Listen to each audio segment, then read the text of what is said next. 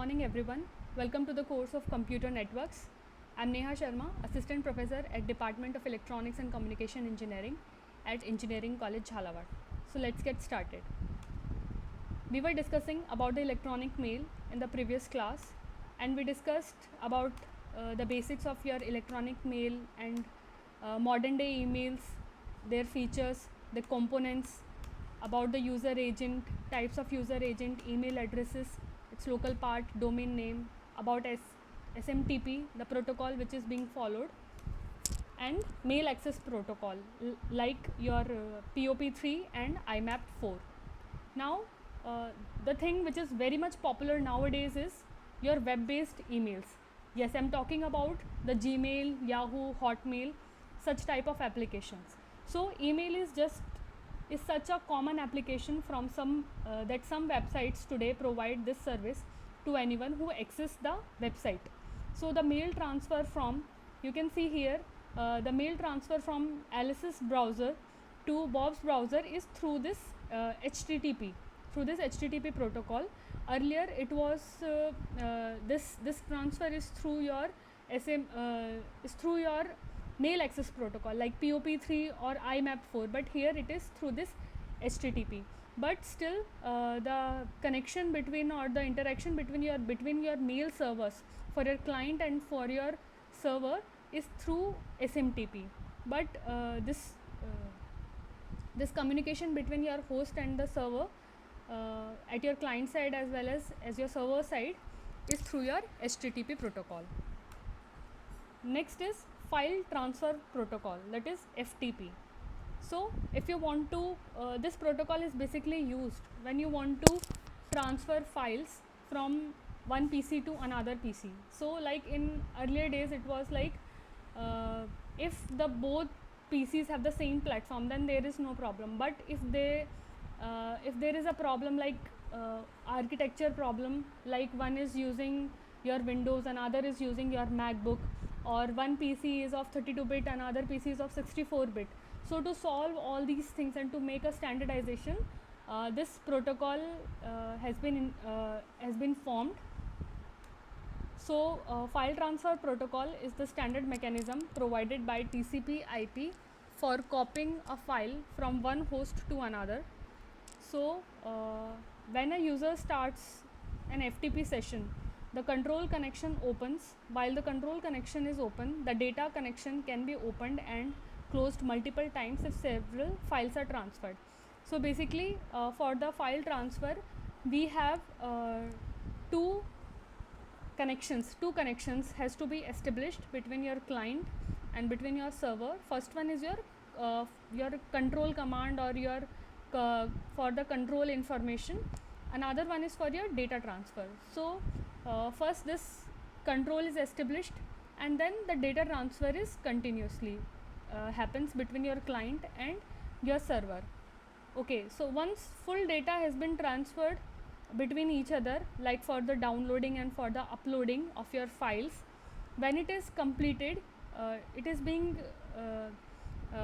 done using your TCP port number 20. So once it is completed, your FTP command or the control information says okay, the data is completed, and then this command, this connection will be closed, and this control information or this control command is through your TCP port number 21.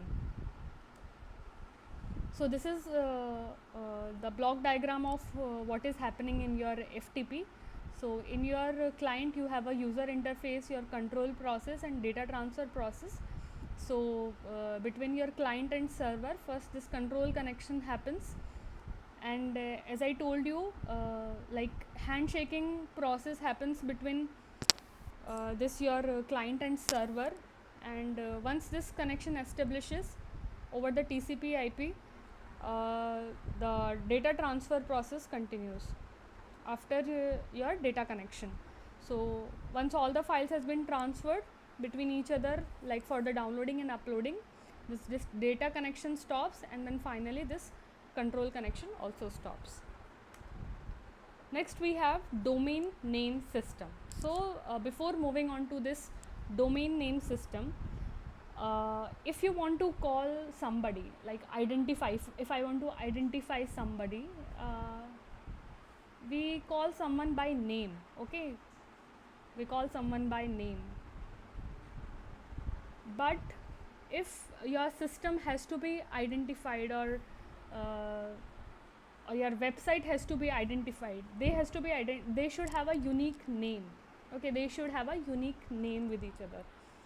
So this unique naming system is what is this DNS, which identifies your system or identifies your host. Okay, so instead of name for identification, we have a Aadhaar card where we have this number. Okay, so this domain name system can be identified by name, or I can say by a number. Okay, number means your IP address. Okay, so we'll see about this DNS in detail now. So host is identified by a host name. For example, over your browser, if you want to open this google.com, you will type this. Okay, and it can also be identified with the IP address, like this IP address given. This is the IP address for your google.com. So what is happening? Your PC is requesting your DNS server.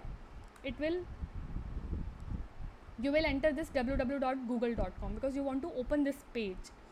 And DNS server, what happens, like it is very difficult for us to remember the IP addresses, like it's a number form. Okay, so it is very difficult, or it's not that easy to remember the numbers, and we can easily remember the name of the website. Okay, name is easy to remember than the numbers.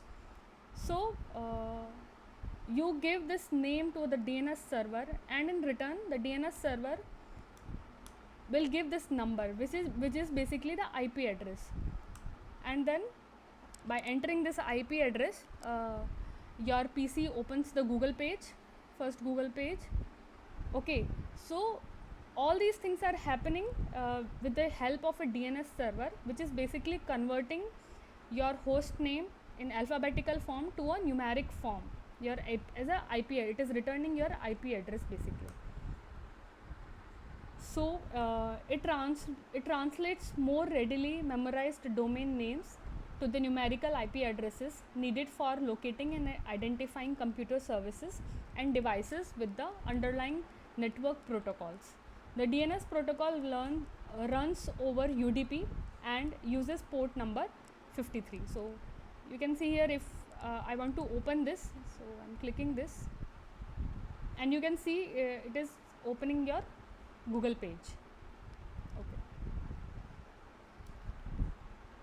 Next we have DNS distributed hierarchies. So your DNS are like there are two type of distributions, like it can be through hierarchical, or it can be a centralized distribution also for your DNS. We'll see this distributed hierarchy system, and then we'll discuss what will be the faults in your centralized. So first we'll discuss this. So you have a root domain, that is your dot. Okay, so after this, if you look upon the website or the website addresses, you see the .com, .gov, .org, .edu, .au, such type of top level domains are there. So these are basically top level domains. It is categorized with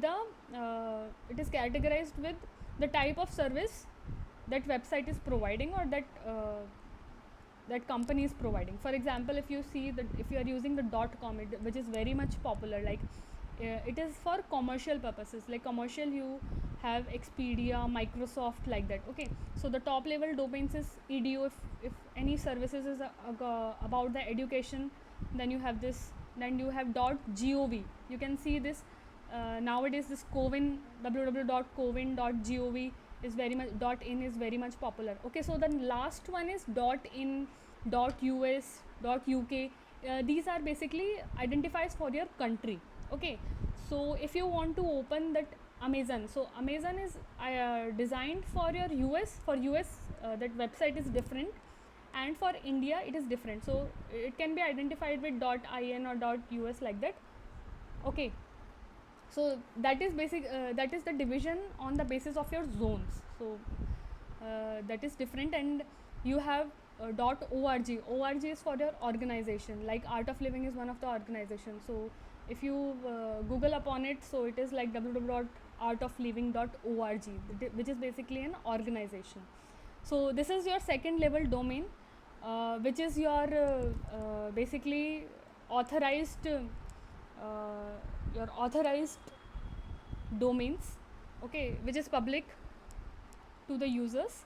So in Microsoft, if you want to access the sales department, so this is like sales.microsoft.com, like that. Or in that computer one you want to access, so computer1.sales.microsoft.com, like such. This hierarchy has been followed here. So like there are 400 root name servers all over the world. It is managed by 13 different organizations, and it provides IP addresses of the top level domain servers. So the top level domain servers provide the IP addresses for the authoritative DNS servers. These are basically your authoritative DNS servers like Covin, Microsoft, Art of Living, Expedia, etc. So authoritative means it can be easily accessible by the public. Okay. Next is the distributed database design is much more preferred than your centralized database design because of the following points. So this disadvantages with this centralized databases. First point is your single point of failure. So like if your DNS server crashes, so your entire internet will go down in this case. Next problem is with the traffic volume. So your single DNS server has to handle all the DNS queries and HTTP requests and email messages, and it is generated from millions of your hosts. So the third problem is distant centralized database. So it is not like that जो भी query आपकी हो रही है, it is very near to your जहाँ पर भी आपका सिंगल सर्वर आपका प्रेजेंट है, ज़रूरी नहीं है कि उसके बहुत आसपास रीजन से ही क्वेरी हो रही है. So suppose if my single DNS server is situated in New York, ठीक है, और मेरे पास क्वेरी आ रही है ऑस्ट्रेलिया से. So this Australian query has to go round the globe and reach your New York DNS server. So this much distance takes a lot of time, and it gives delay. Your system becomes slow in this case. और क्या ना, इतना travel करने पे there will be congestion somewhere. So this is the problem. Your whole system will get slow in this case. Fourth point is your maintenance. So like you have to keep record for all the internet hosts. So for that you need a huge centralized database, okay, and huge centralized database, and they need to be updated very much frequently for all of the new hosts that are adding to it. So maintaining all these things, it's like for a one DNS server it is very tough, and whole system पूरे में lag आ जाएगा. Whole system will get slow because of all of this. So to avoid all these problems, we go for the distributed hierarchical database system. Okay, thank you so much.